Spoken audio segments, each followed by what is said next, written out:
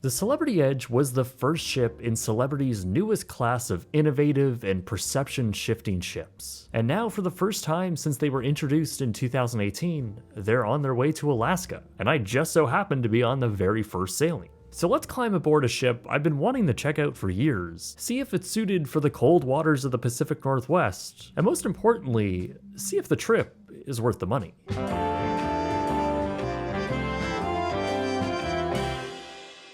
Celebrity has been a brand that has been around for years, often known as one that caters to an older clientele. But Celebrity has been working to change that perception. Perhaps it's because their parent company, Royal Caribbean, understands the massive value in having a family-friendly premium cruise experience.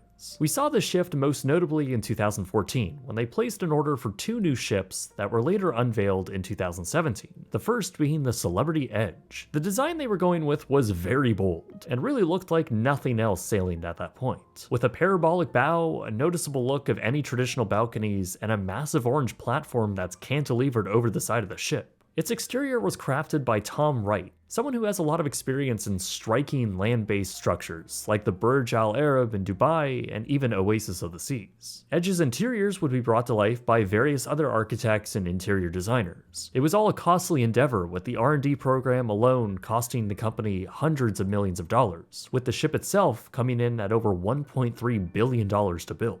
But Celebrity would be getting their money's worth, as they would proceed to order and build a number of sisters after her, those being Apex, Beyond, Ascent, and finally XL, which will set sail in 2025, capping off the Edge class. Since the Edge's launch, she's been positioned mostly in the Caribbean, only making its way to Europe and Australia in 2023, then sailing to Hawaii in early 2024, ultimately making the crossing back to North America for a special new positioning. This will be the first time the ship has been sent to Alaska. In fact, this is the first time any Edge-class ship has sailed the Alaskan waters, and this repositioning voyage will be the inaugural trip. Our 6-night cruise would depart from Vancouver, British Columbia, sail through the Salish Sea and around Vancouver Island, where we'd enjoy a day at sea. Then we'd arrive at the capital of Alaska, Juneau. We'd travel further north to Skagway, then head back south to scenically sail through the Endicott Arm Fjord and view the Dawes Glacier. We'd conclude with another day at sea, bound for Seattle, where we would finally disembark. It's a total distance of around 2,000 nautical miles. So let's board this massive ship.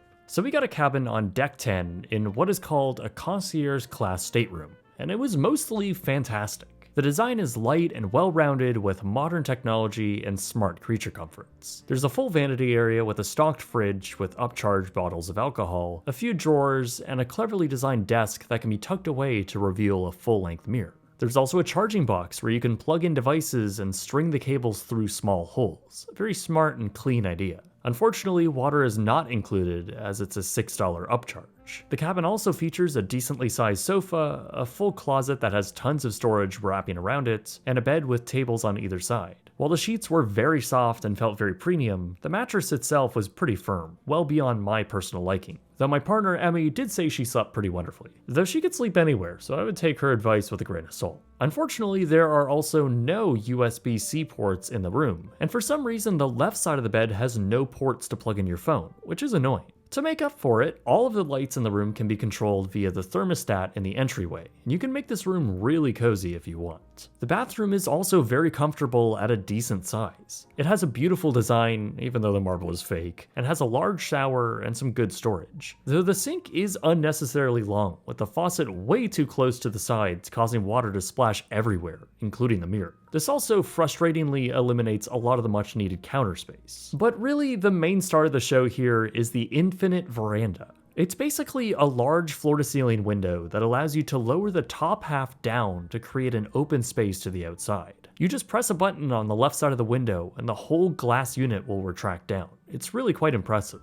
Beyond the 2 chairs and a table that are placed in the small area, Celebrity has designed the space to be partitioned off from the rest of the room, almost creating a sunroom when the glass is shut and an open balcony when it's open. Now this design has been controversial and I can see why. The main criticism is that during hot days, the entire cabin will become very warm when the window is open, even if you shut the partition. That's because when you have the window open, the aircon will turn off. I could see how this would get annoying and incentivize the occupants to just never open their window, since it's extra steps to just enjoy the outdoor air.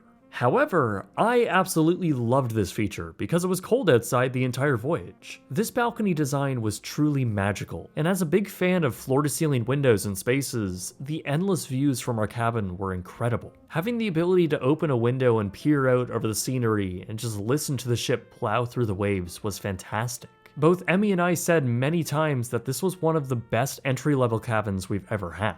Now, this is also considered a concierge infinite veranda, even though it's almost identical to the lower ones. But what does concierge even mean? Well, I still don't really understand it. This is a more expensive cabin than a regular one, but for the life of me, I don't really get why this category exists. So as a concierge guest, you do get a welcome aboard lunch, big whoop, a concierge desk that can help you with your questions, which we just never used, better placement on the ship in some cases, binoculars in the cabin, which are terrible, complimentary shoe shine, what? Really the only perk that I liked was the bottle of wine you get, even though it also wasn't very good. You also get daily canapes or appetizers delivered to your room, but they too were very low quality and a bit random. We even met another couple who started putting a do not disturb sign on their door around the time they would be delivered because they just didn't want them in their room anymore. So yeah, concierge has very few worthwhile perks and is kind of a waste of money. I would just book a regular cabin. But what about the food and drink options aboard the Edge? I just did an Oceania cruise where I found the food to be at a similar caliber to my last celebrity cruise on the Solstice. Unfortunately, I cannot say the same for Edge. Most of what we had on board was merely mediocre, but there were some standouts. On embarkation day, we did do that concierge lunch, and the short rib there was genuinely fantastic.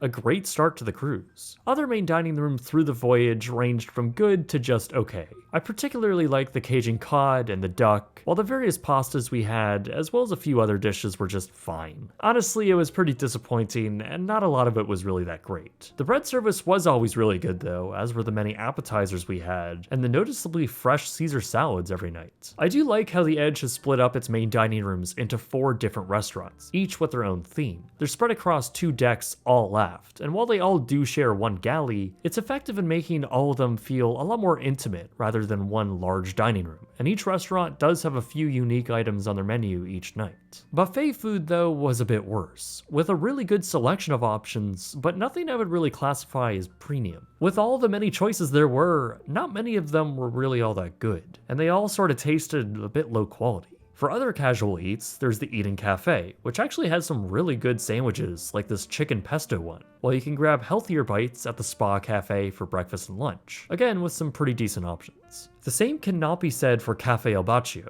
with its complimentary pastries and desserts. Just like the Solstice, they're for the most part all bad, as is the Masked Grill up on deck, which serves up depressingly dry burgers. But this is a Royal Caribbean brand after all, so there are going to be lots of options for upcharge specialty restaurants. Celebrity Edge has a staggering 6 of them. They offer everything from fine-cut sushi and seafood to premium lunch choices to steak. The latter is what we chose to do, a dinner at Fine Cut Steakhouse. This meal was fantastic, genuinely some of the best food I've had at sea, from a well-cooked and seasoned steak to the delicious sides and a crab cake to rival the very best I've had in Baltimore. It was really great, though it better be for the $156 it cost for 2 people. While the onboard food was a bit of a letdown, the entertainment was quite the opposite. Live music from various artists were prevalent in several key lounges and bars. The onboard theatrical shows, while we only got an opportunity to see one, did look entertaining enough. We did watch a few comedy shows, including one prominently featuring the ship's captain, which was a funny dynamic. In fact, Captain Matt was a really great captain, perhaps the most engaged one I've ever seen on a cruise ship. He later hosted a lecture on ship navigation, and I of course love that. There was also a resident animal expert on board who gave various lectures on Alaskan wildlife, which we really enjoyed. It was all really well executed and very dynamic, like this guitarist and singer who were just walking around the crowds, or this nightly light and bar show in the lobby, where the bartenders were clearly having a lot of fun. And this is all just the offerings indoors. I'm sure in warmer weather, there's a lively presence out on deck as well. On our sea days, where many passengers had plenty of free time, activities were plentiful, and thankfully not ones that just involved an Xbox Connect in a lonely dark room. This ship always had quality entertainment worthy of a premium price tag. But let's talk about the ship itself. Celebrity Edge was a big leap for Celebrity, and it took a lot of risks and introduced a lot of firsts. The exterior of the ship is rather striking. Perhaps some think it's modern and sleek, but I'm more on the side that it looks a bit hideous. But it's a different story inside. Edge's interiors are fitted out very tastefully with modern design elements throughout, along with some verticality that I've come to like from other Celebrity ships, though it's definitely not at the same scale as their older fleet. The vessel's main common area interiors were designed by Jowan Manku and are described to invoke the feeling of being on a ship while also feeling like a boutique hotel. Many design elements, particularly in the lobby and some other common areas, were very beautiful and comfortable places to spend time. It's also a very artistic ship, something you can tell they clearly spent a lot of time crafting. Artwork and installations are present throughout, the best of which, in my opinion, is on Deck 3. Along a cozy hallway, the side paneling begins to rotate to reveal the superstructure steel of the ship's hull. Such a neat detail that I really appreciate. Perhaps my favorite aspect of all of this, though, is how the Edge feels so open to the outside. Cafe El Baccio, just off the lobby, has massive floor-to-ceiling windows close to the water level, while many other venues have very similar viewing opportunities. Ocean View Cafe is the same, with soaring windows that wrap around the entire space. Actually, because of its asymmetrical design, one side of the buffet's windows are much higher than the others, which just makes the space feel really interesting. But the best space on board is certainly Eden. It's a multi-purpose, large venue situated at the back of the ship, spanning 3 full decks. Massive windows look out over the ship's wake, as well as port and starboard. This essentially replaces the forward-facing observation deck found on other Celebrity ships, and it does offer some really neat perspectives with an atmosphere that doesn't include the top 40 hits from 2013. Thank you, Celebrity. I honestly think they really nailed the space, and it's a very relaxing atmosphere to be in. But the ship keeps on impressing with the top decks too. Celebrity Edge has 2 main pools, a very large outdoor one on what's called the resort deck, and one that's located inside in what's called the solarium. As you could probably imagine, the outdoor pool didn't get much use on this voyage, but it is genuinely impressive how long it is at 75 feet. It's surrounded by deck chairs, some even in the pool, along with comfortable tables and chairs lining a bar. Above that is a wide range of seating, some in the open air, some on their own little subdecks. The asymmetrical design continues up here too, with one side having a running track that does a loop around the ship with varying elevations, as well as 2 hot tubs. They're uniquely elevated, resembling martini glasses, and their views are incredible, especially when there's a lot to look at on this cruise. We definitely enjoyed these quite a bit. On the other side are the top 2 stops for the Magic Carpet. The Magic Carpet is what they call that big orange platform hanging off the side of the ship. And yes, it can be lowered to different decks spanning the entire height of the ship. We spent a little time out there during sunsets, and while it was hard to sit and enjoy it due to the weather, the views it provided, cantilevered over to the side of the ship, were truly breathtaking. Further aft of all of this is the rooftop garden and the sunset bar. Both were nice venues, but ones that weren't really designed for cold weather use. Very rarely did we see anyone out here aside from our departure from Vancouver. But that begs the question, since this is the first time an Edge-class ship has been positioned to Alaska, how does it hold up to this uniquely challenging weather? Well, there's a surprising amount of nuance to this question. The Edge was built for warm weather cruising. I think that's obvious, and how its amenities are best utilized. So obviously the main pool area and basically all outdoor amenities, save for maybe the hot tubs, were just never being used. Now the ship does have an indoor pool and an indoor upcharge spa, and that's a net benefit, especially compared to other cruise ships that sail Alaska. However, our voyage was at capacity. In fact, a little over, as there were 2,926 people on board. And while we were at sea and no one wanted to go outside, the interior venues were a complete mess. Indoor spaces like Cafe Abaccio were constantly at capacity throughout the day, and finding a seat there was difficult and chaotic. The same applies to the Ocean View Cafe, even despite its massive size. Breakfast and lunch there was a madhouse, and open tables were a rare commodity during food hours. It just seemed like the Edge was not designed for this type of guest behavior, and it was honestly pretty unpleasant during sea days. And that's sort of the largest downside from sending this ship to Alaska and cold weather in general, as I haven't heard of any overcrowding issues during the ship's regular warm weather voyages. But that's definitely not to say this experience was at all bad. From our very first day, this was an exciting voyage, and sometimes the greater number of passengers on board added to the overall experience. Vancouver was Edge's first call to a Canadian port, and it was also apparently one of the tallest ships to ever depart from the port. and that meant we were escorted out of Vancouver Harbor with tugboats, passing under the Lionsgate Bridge with just a meter of clearance, and all the people outside. It was just genuinely so electric and fun. I love that kind of stuff, and it only got better from there. Sailing through the mountainous and rugged landscapes of Alaska was just incredible. This was my first time there, and I guess while it's not too dissimilar from other cruises to the region, there was one advantage for being on the edge. Once we entered the awe-inspiring Endicott Arm Fjord, we were informed that the ice conditions were going to be dense and difficult to navigate.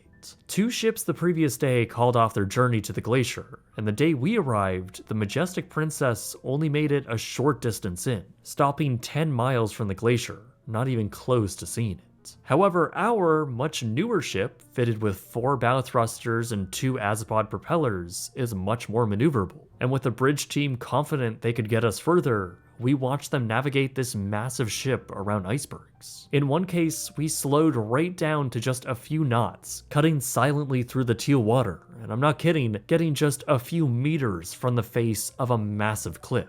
It was unlike anything I have ever seen before. We were so close to it, and it was so silent out, we could hear the cascade of small waterfalls next to us. Finally, our ship got just 4 miles from the glacier and did a 360-degree turn around it, giving all passengers a great view. This was genuinely something that couldn't have been accomplished with other cruise ships, and it was a massive part of what made everyone's trip so special. I also liked how they placed blankets on the open decks and wheeled around hot chocolate. That was a nice premium touch. The magic carpet also descended down to deck 5 for the first time the entire cruise, and we went out to it while the ship made contact with harmless ice. That was an experience and a perspective that you really couldn't get anywhere else. Now, of course, there would be many other things that I would change, from the inclusion of more enrichment lectures and animal experts to altering the entire ambience of the experience to fit the landscape. Like, how great would it be if they created a whole shipboard soundscape that changed to better fit the surroundings? It was a bit jarring for me to go from seeing these incredible vistas to loud house music being blasted in the lobby. The shipboard experience was definitely carrying on from the modern celebrity fashion of appealing to a younger generation. Not exactly what I want, but I do understand why they do it, and I suppose people do like it. Despite those premium touches, the overall experience also means you're being shaken down for money everywhere you go. You're often asked to sign up for drink packages, singled out to see if you want to make a reservation at upcharge restaurants, and bombarded with advertising to sign up for another cruise. Some things are also just not included, even though they should be, like the in-room movies. That's all while beverage items like tea are available for free at the buffet, but are for some reason a $5 upcharge at Cafe El Baccio. There's also a feeling that despite a larger ship, there are less public venues overall than their previous ships. And that's a bit of an unfortunate theme on board, a very prevalent partitioning of spaces for higher tiers of guests. The most prevalent of which is the retreat deck, an area that's sectioned off for suite guests only. This kind of cruise product is known as a ship within a ship. Essentially where guests who pay a lot more to be on board can live and enjoy their own amenities independently from the rest of the passengers. It's a trend that continues to grow in the industry, and honestly, I might just make a whole video about it, because it really is encroaching in on what otherwise would be public space. Let me know if you want me to talk about it or maybe try it out in a future video. Regardless, this problem is prevalent here too. Much like the Virgin ships, the Edge offers no public outdoor deck space that looks forward on the ship. The only indoor space you can view is from the gym. Otherwise, you'll need to buy a spa pass or stay in an Aqua Class cabin. An Aqua Class is a whole different category of rooms. They're a tier below the Retreat, and they also get access to an exclusive restaurant called Blue, while Retreat guests get their own lounge and an entirely different exclusive restaurant. It's just all a bit convoluted. I mean, look, it's no secret that cruise lines have been focusing on onboard spending instead of initial fares, and it made sense when everyone was bleeding money and their stocks were in the tubes. But Royal Caribbean's stock is back to pre-pandemic levels, and the company's market cap is $36 billion. So the squeezing of guests and taking away favorite areas, all while baking in these fundamental experiences that you now need to pay for, well, it's a dilution of what even makes a cruise line feel premium. I would even say it's fine for all of this upcharging on their mainline Royal Caribbean brand. But I think when it comes to their higher end offerings, it just dilutes the overall experience. Because when critical public square footage is being used for specialty restaurants that are only used a few hours a day, and everyone else is packed into what's left, well, this doesn't feel very high end to me. So let's talk about what we paid for this trip. For our 6-night inaugural Alaskan voyage, we paid just $2,291 all in with tax, which is around $1,145 a person. That's of course without any add-ons like Wi-Fi and drinks, both of which we did pay for, but we did get this cruise while they were doing a promotion, so that gave us an extra $200 in onboard credit. So overall, this was a really great deal for what we got. However, this was also a unique voyage, and there is another similar cruise in 2025, but one that's priced a bit higher. For that sailing in our exact cabin, you can get it for around $3,393 for 2 people, this time for a 7-night voyage around Alaska. For practically the same room layout, you can go for a standard veranda, which is just a little over $3,000, or a unique ocean view cabin that faces forward on the ship for $2,770, both of which are what I would choose over a concierge. The cheapest you can get is of course without a balcony or a window, and if you just want to be on board the ship, then you can book one for as low as $2,000. Or you can go the other way and get a tier above ours, an Aqua Class room, the cheapest of which comes in at $4,500. Not worth it in my opinion. To get the coveted access to the retreat, well, the cheapest room to do that, an obstructed sky suite, comes in at $6,300. It gets much worse from there, as the incredible Edge Villa comes in at $18,400, and the iconic suite at $40,000. So yeah, that's pretty prohibitively expensive. However, those lower tier balcony rooms are pretty attractive, especially when you look at the competition. An equivalent Holland America cruise can come in at around $3,000 for a balcony cabin with 2 people, while a Princess one comes in at around $2,600, and Disney at $6,300, good lord. So honestly, except for Disney, they're not all that far from what I consider to be a much superior cabin on board the Edge. And of course, if you want to try out the Edge or one of her sisters on a cheaper Caribbean sailing, you can do so for as little as $1,900 in a balcony room. For those who have budgeted a bit more for a trip to Alaska, well, originally my recommendation was going to be to splurge for the retreat, but at a $6,000 entry price for just an obstructed small suite, it's kinda hard to justify.